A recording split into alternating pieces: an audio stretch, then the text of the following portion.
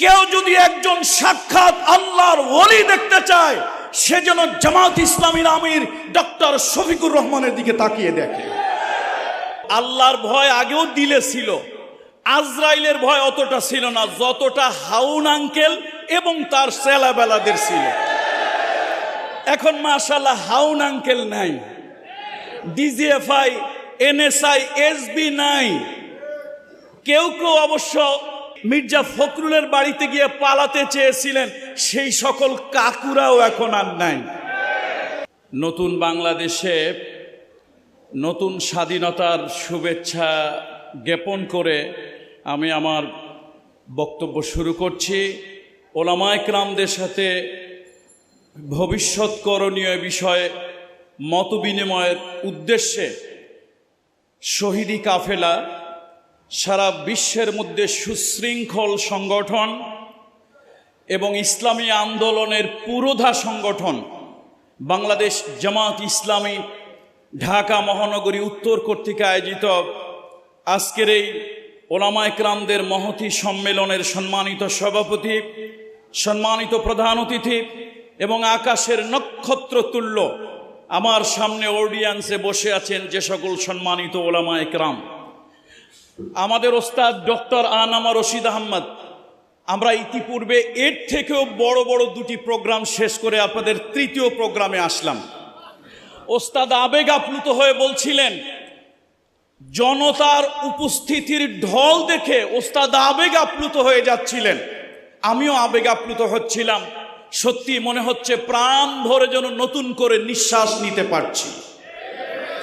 তার কারণ হলো আমাদের আল্লাহর ভয় আগেও দিলে ছিল, আজরাইলের ভয় অতটা ছিল না যতটা হাউন আঙ্কেল এবং তার ছেলেবেলাদের ছিল।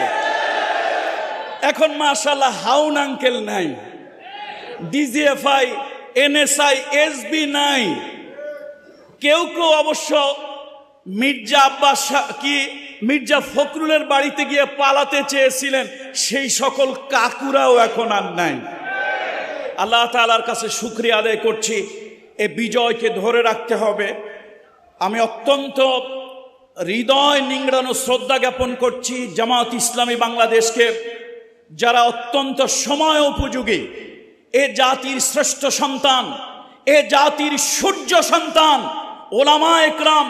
ব্রিটিশ থেকে শুরু করে আজ পর্যন্ত কোনো আন্দোলন সফল হয়নি, কোনো আন্দোলন বাস্তবায়ন হয়নি, কোনো আন্দোলন হালে পানি পায় নাই ওলামায়ে কেরামদের প্রত্যক্ষ এবং পরোক্ষ মদত ছাড়া।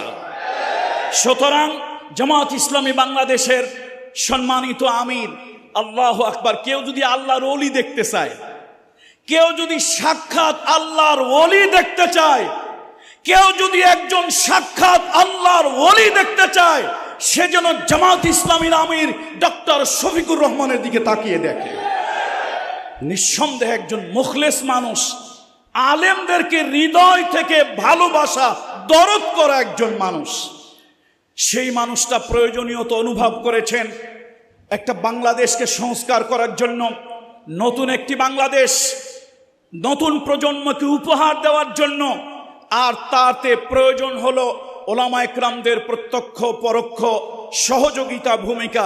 মরহুম শহীদ আল্লামা দেলওয়ার হোসেন সাইদি নব্বরাল্লাহু মারকাদাহু ওয়া জাআলাল জান্নাতা মাসওয়াহু, আল্লাহর ওলি বলেছিলেন, আমার দুটি চোখ, একটি চোখ আলিয়া মাদ্রাসা, একটি চোখ কওমি মাদ্রাসা, আমি আমার কোন চোখটাকে বেশি গুরুত্ব দেব, কোন চোখটাকে বেশি ভালোবাসবো, উভয় চোখই তো আমার।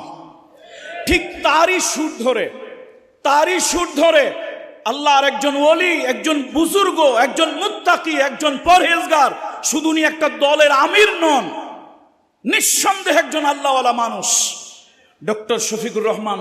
তিনিও বলেছেন, তিনি আমির হওয়ার পরই বাংলাদেশের আলিয়া, কওমি, পীর, মাশায়েখ, বিভিন্ন ওলামায়ে কেরামদেরকে দুর্দিনে দুঃসময়ে ডেকে ডেকে ঘন্টার পরে ঘন্টা তিনি মিটিং করেছেন, তাদের মতামত নিয়েছেন এবং আক্ষেপ করে বলেছেন, আমি আলিয়ার কওমির ভেদাভেদের দেয়ালটা ভেঙে দিতে চাই।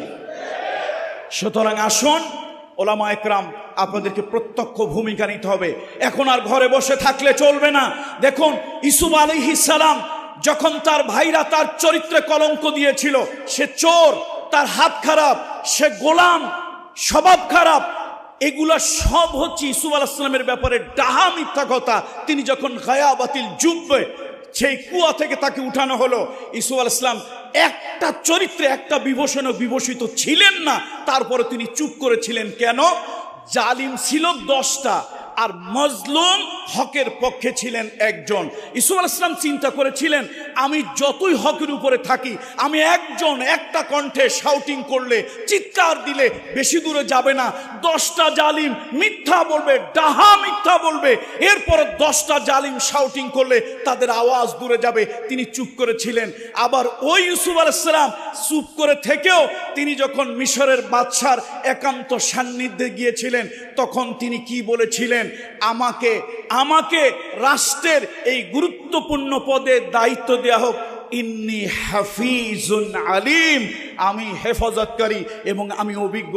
তার মানে এখন জাতির স্বার্থে, দেশের স্বার্থে, ভবিষ্যৎ সংকট থেকে উত্তরণের স্বার্থে তাকে পদ পদবি চেয়ে নেওয়া দরকার। সুতরাং আসুন, এখন সময় এসেছে এ জাতিকে দিক নির্দেশনা দেওয়ার জন্য, এ জাতিকে ভবিষ্যৎ দেখানোর জন্য আমাদের ওলামা একরামরা ক্ষমতা আমাদেরকে নিতে হবে। ক্ষমতা কেউ আমাদেরকে দিবে না, আর সেটা জনগণের মন জয় করে, আমাদের জনগণের মন জয় করে নিতে হবে। ইতিমধ্যেই দেখতে পাচ্ছি এক স্বৈরাচারকে হটিয়েছি, আবার সেই আরেক স্বৈরাচারের প্রেতাত্মারা বিভিন্ন জায়গায় দখল বাণিজ্য, চাঁদাবাজি বিভিন্ন ধরনের শুরু করে দিয়েছে। সুতরাং এক স্বৈরাচার হটিয়ে আমরা আরেক স্বৈরাচারের দিকে যাব না। ওলামা একরামদের ঐক্যবদ্ধ হতে হবে, সীসা ঢালা প্রাচীরের মতো হতে হবে, এবং আমরা ঐক্যবদ্ধভাবে এর জাতিকে আগামী দিনে কিছু একটা দিতে চাই। আল্লাহ তাআলা আমাদেরকে সেই তৌফিক দান করুন। নতুন সূর্যের উদয় হোক, নতুন আবহাওয়া বাংলাদেশটাকে সুশীতল করে দেখ, সেই প্রত্যাশা রেখে আমি আপনাদের থেকে বিদায় নিচ্ছি। আসসালামু আলাইকুম ওয়া রাহমাতুল্লাহি ওয়া বারাকাতুহু।